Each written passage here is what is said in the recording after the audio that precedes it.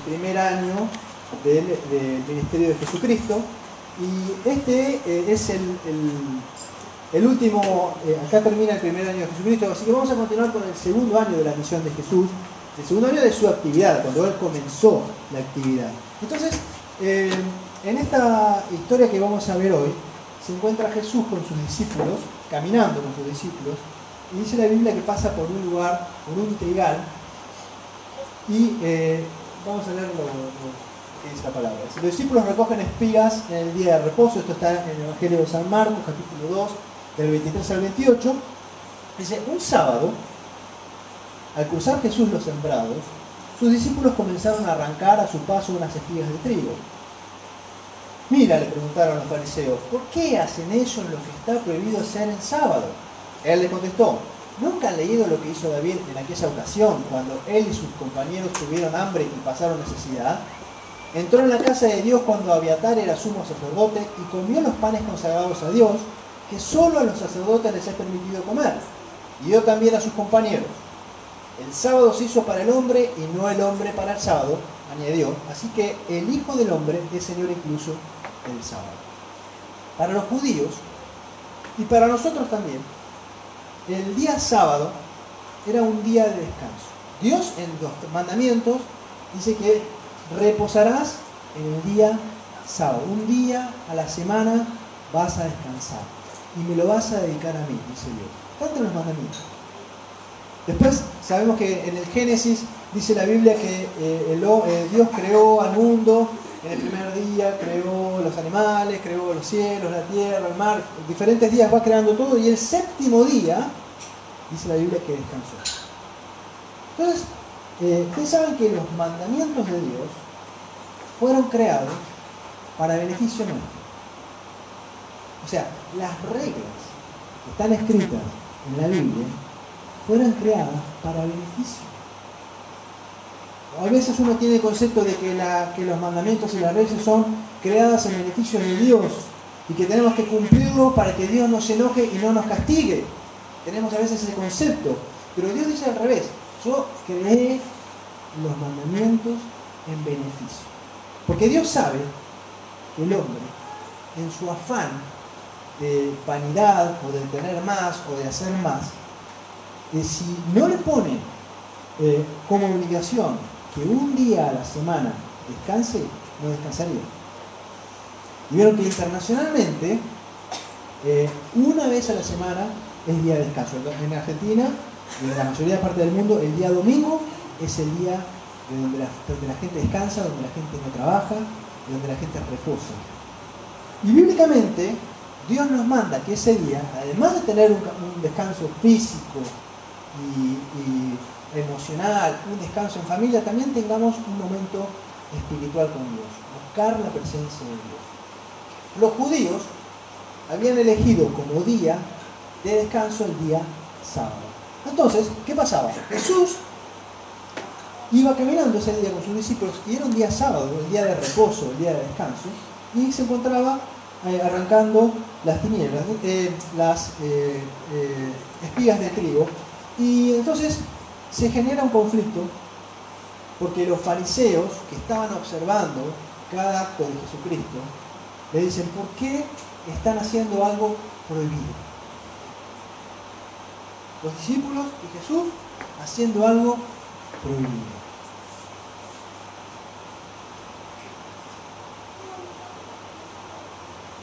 Ahora, la Biblia en Deuteronomio 23-25 dice, si entras al trigal de tu prójimo, podrás arrancar espigas con las manos, pero no cortar el trigo con la hoz. Acuérdense que las leyes del Antiguo Testamento, que son mandamientos, Deuteronomio está en el Antiguo Testamento, eran leyes para beneficio de la gente, para beneficio del pueblo de Dios. Entonces, el pueblo de Dios, que en principio se creó como un pueblo que no tenía rey, sino que su rey era Dios, era una teocracia donde no había gobernantes. Mucho después pidieron tener un rey, pero antes de que exista el primer rey, que fue Saúl, el pueblo de Dios no tenía reyes, tenía jueces que juzgaban ciertas circunstancias que ocurrían en el pueblo, pero se guiaban por lo que decía la palabra de Dios. Entonces la Biblia decía que el que tenía un trigal tenía que permitir que si una persona pasaba caminando por su trigal y tenía hambre, podía arrancarla con la mano y comer del trigo. Pero no podía sacarlo con la hoz, porque si no ya estaría cosechando para beneficio de él. Era simplemente para saciar el hambre del momento. Es como si uno pasa por un lugar que hay manzanas, agarra una manzana, va comiendo, sigue, otro comiendo, va comiendo de un árbol para saciar el hambre que tiene. No podía ir con una canasta y llenar 3, 4 canastas, porque entonces ahí hubiese sido la vivada argentina, ¿no? Entonces la ley establecía que podían comer. Entonces podían ir por un campo, no le podían cerrar el acceso y estaban cumpliendo con lo que decía la ley. Pero ¿qué pasaba? La Biblia decía que el día sábado no se debía trabajar, ¿no? Entonces, no trabajás, tenés que reposar, tenés que descansar, tenés que disfrutar. Pero los fariseos, ¿se acuerdan que el otro día estuvimos hablando de los religiosos? Que buscaban, querían hacer mérito cada día más para ganarse el favor de Dios. Empezaron a poner, a reglamentar esta ley de Dios, agregándole pensamientos de ellos. Entonces decían, ¿qué es trabajar el día sábado? Por ejemplo, si uno escupía sobre una piedra, no era trabajar. Pero si escupía sobre el barro, sobre tierra, era trabajar, porque se formaba barro y el barro se usaba para hacer casas. Entonces, cuando uno escupía, si era sábado, tenía que ver bien dónde escupía, porque podía estar infringiendo la ley. Pero no era la ley de Dios, era la ley que los hombres habían interpretado de la ley de Dios. Entonces decía,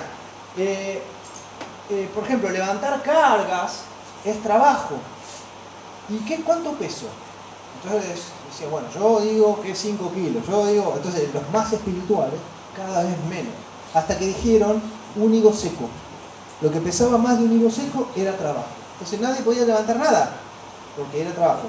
Por ende, la gente se empezó a transformar en esclavo del día sábado, porque estaban preocupados a ver si hacían algo de más, porque por ahí levantaban la patita así, porque le picaba la pata, ¡eh! ¡Está infringiendo la ley! No, tenían que tener cuidado. De hecho, hoy en día, yo lo conté en otra oportunidad, los judíos ortodoxos, que respetan el día sábado al extremo, y viven en Buenos Aires, los ascensores no tienen para apretar, no tienen botones, y le dicen 4, y sube para no, porque apretar el botón el día sábado es hacer un esfuerzo y es trabajar, eso es lo que una ley. Entonces, se habían puesto tan estrictos que cuando Jesús viene, y entonces cosechar era trabajar. Cosechar para comer. Y ellos venían con hambre y entonces Jesús estaba infringiendo la ley. No, Jesús no estaba infringiendo la ley. Y los discípulos tampoco estaban infringiendo la ley. Ellos no estaban infringiendo la ley de Dios. La ley, que ¿quién había hecho esa ley? ¿Quién escribió los 10 mandamientos? ¿Quién hizo los 10 mandamientos? ¿Saben? Dios. Dios se lo dictó a Moisés. Y Moisés lo puso sobre una tabla. ¿Y Jesús quién es? Dios. Entonces, el que había escrito esa ley venía caminando con sus discípulos, comiendo del trigo, y los demás le decían, vos estás infringiendo la ley. Y Jesús lo miraría. ¿Vos sabés con quién estás hablando?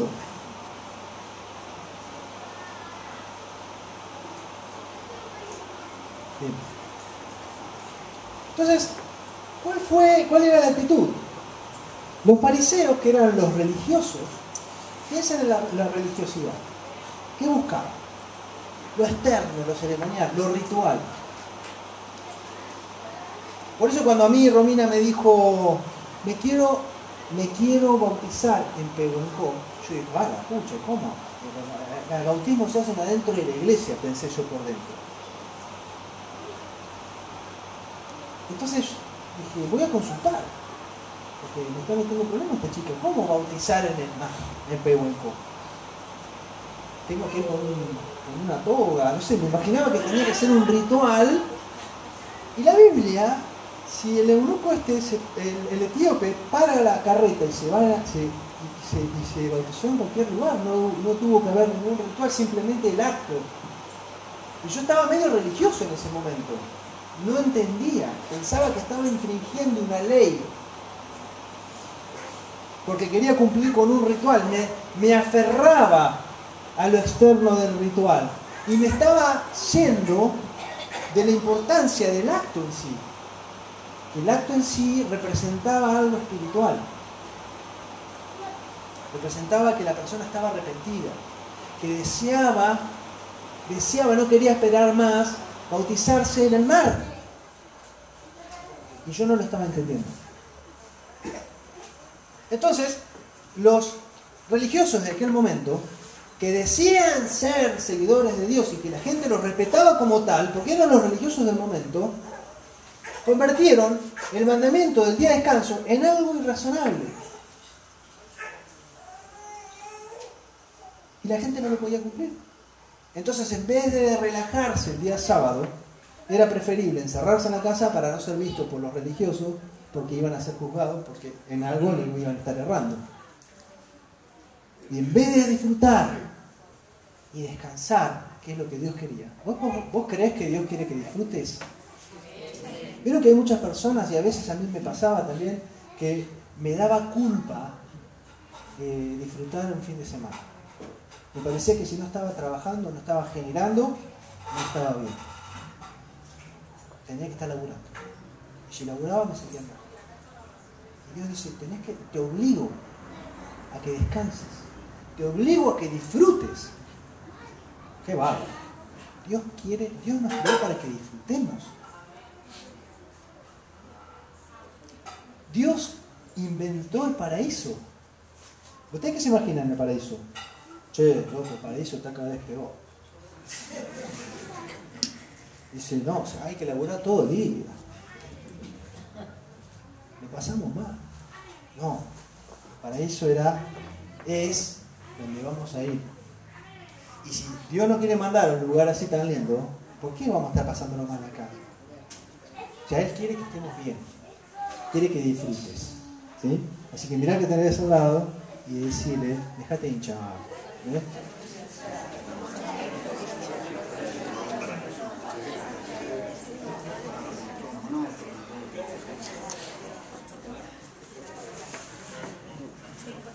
Entonces consideramos los ritos humanos y ceremonias como cosas de suprema importancia por encima de la predicación de la palabra. Ustedes saben que yo tengo amigos que son judíos y a mí me encanta la historia de los judíos. Entonces cuando hay una fiesta judía, a veces me invitan y voy a la ceremonia y me pongo la kipá y leen la palabra en hebreo. Entonces un día fui a una fiesta y entonces le decía, claro, porque yo empezaba a explicarle lo que significaba la fiesta y ellos no tenían ni idea, porque era un ritual que por generaciones el abuelo, el Gipse, la Babel, no sé cuánto, lo festejaban, pero no sabían qué era, no sabían el sentido del ritual. Simplemente era como decir Navidad. Navidad, oh, el pan dulce, la sidra. Ahora, ¿qué estamos haciendo? Los fuegos artificiales es lo más importante. Un poco pasa eso. El ritual o la ceremonia opaca la esencia de lo que está ocurriendo. Semana Santa, vamos a comer bacalao. ¡Qué bueno! Los porotos, ¿encargaste ya el pescado? Sí, no sabés, vamos a morfar un bolero. ¿Dónde nos reunimos? Buenísimo que se reúna la familia. Y es re lindo eso. Pero, ¿y lo espiritual? ¿Qué sentido tiene? No, ni idea. El bacalao, qué sé yo. Nos olvidamos de la esencia, porque la religión hace más énfasis en la ceremonia, en la palabra de Dios, que en Dios. Entonces eran tan religiosos que Dios venía caminando hacia ellos y no lo vieron. No vieron a Jesús. Qué triste. Jesús vino a hablarles, no lo veían, porque ellos veían si se cumplía o no con el ritual que ellos mismos habían invitado.